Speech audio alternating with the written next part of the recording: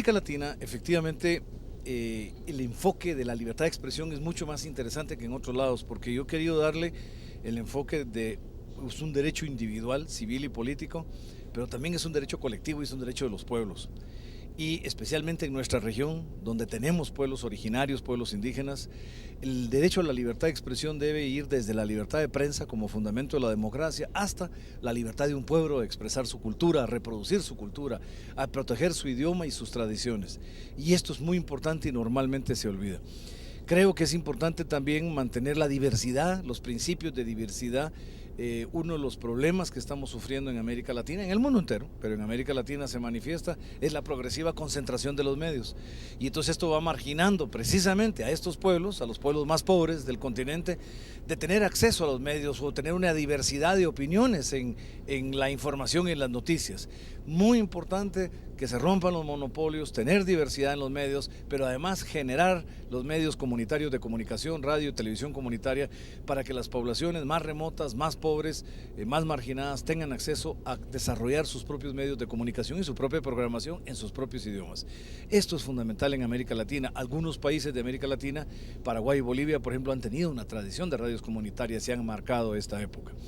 Muchas de las leyes nuestras de América Latina vienen de las épocas de las dictaduras o de gobiernos autoritarios y son leyes muy conservadoras en el sentido de que, por ejemplo, en mi país, Guatemala, la única forma de acceder a frecuencias es a través de la subasta. Entonces solo quien tenga el poder económico puede acceder a una frecuencia, lo cual automáticamente margina a muchos sectores, pero se ha ido perdiendo incluso la televisión pública, educativa, o la radio pública o la comunitaria. Y yo creo que este es el espacio que hay que recuperar, hay que legislar nuevamente. Y en esto hay ejemplos positivos. Uruguay tiene desde hace 2 o 3 años una ley sobre telecomunicaciones, y Argentina recientemente acaba de aprobarlo la Cámara y el Senado, lo que ellos llaman la ley de distribución de material audiovisual, que es básicamente para radio y televisión.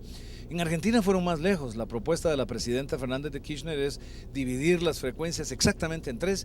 Yo no pondría porcentajes porque creo que cada país tiene un uso distinto del cuadrante y efectivamente algunos países lo tienen saturado, el cuadrante de las frecuencias electromagnéticas, pero me parece que la idea que tuvieron ellos es correcta, de hacer un balance entre las frecuencias comerciales, las frecuencias comunitarias y las frecuencias públicas para servicio público.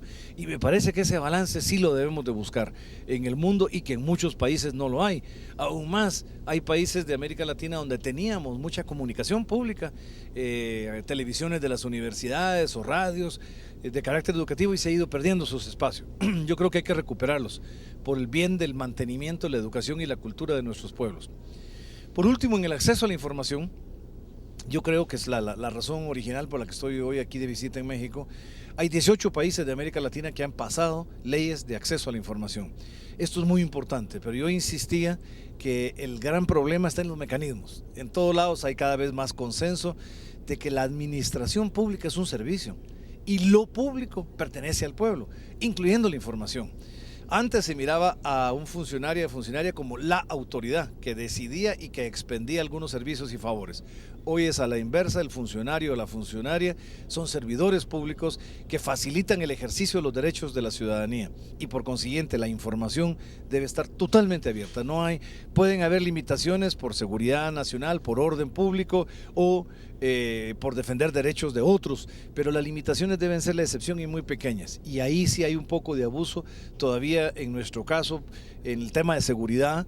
Así como en el norte es el combate al terrorismo, para nosotros en América Latina es el combate al crimen organizado y el narcotráfico, donde todavía en aras de la seguridad se generan limitaciones que no son permitidas. Yo sí creo que el país más seguro es el país donde se defiende y se fortalece la institucionalidad democrática, y la institucionalidad democrática se defiende con un modelo democrático de participación ciudadana, y la participación ciudadana se alimenta con la información plena de la población.